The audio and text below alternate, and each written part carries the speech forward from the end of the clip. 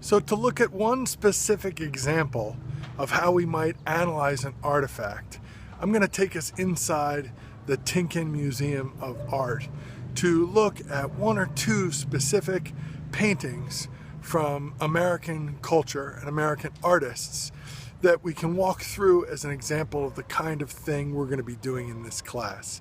And I can't use video inside the museum, so I'm going to have to take some still photos and narrate them for you. For me, one of the most interesting works of American art in the Tinken is this 1771 painting by John Singleton Copley of Mrs. Thomas Gage, who was the wife of the British general Thomas Gage. When we look at a painting like this from the colonial era, we can see a major American cultural tension. And that is the tension between women as traditionally subordinate and, even in this colonial idea, early ideals of female equality. Colonial America was a patriarchy, and women were perceived primarily as part of their relationship through the lens of their relationship with men. That's a better way to say it. So if you were a woman, you were judged primarily as mother, wife, or daughter, and you were a reflection of your husband's desires, life, and above all, status.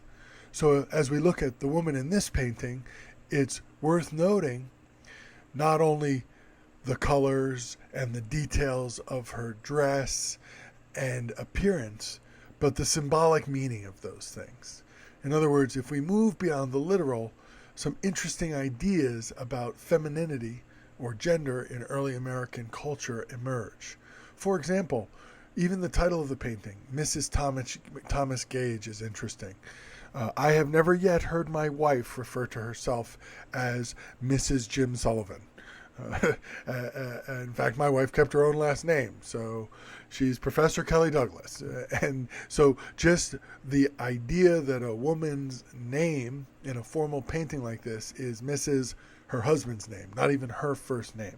So there's a first symbolic marker that we are in the realm of traditional subordination and patriarchy.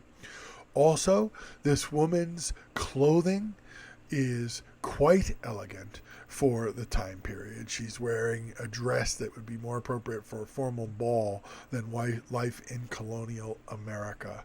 The emphasis on her elegance in the painting, her leisure in the painting, her elaborate hair preparations, these are all signs of her status and markers, therefore, in the context of colonial American traditional patriarchy, her husband's status. And yet I would argue there is at least one very interesting sign of dissatisfaction here, a sign that hints towards maybe a desire or longing for something more.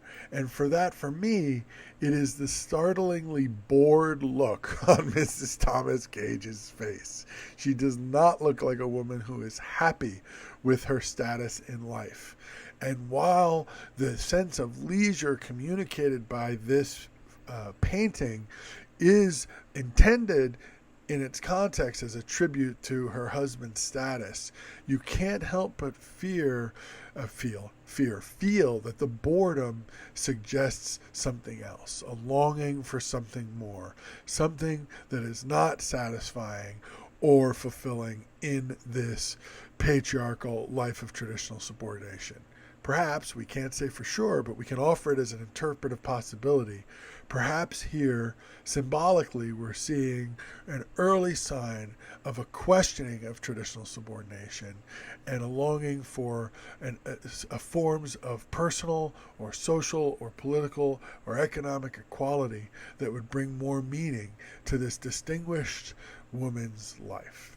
And that's the kind of maneuvering we want to do when we look at American paintings. We want to put them in the context of their time and what was happening at the time, and see if we can link them to tensions in American culture, and see if we can gain insights into those tensions in some way.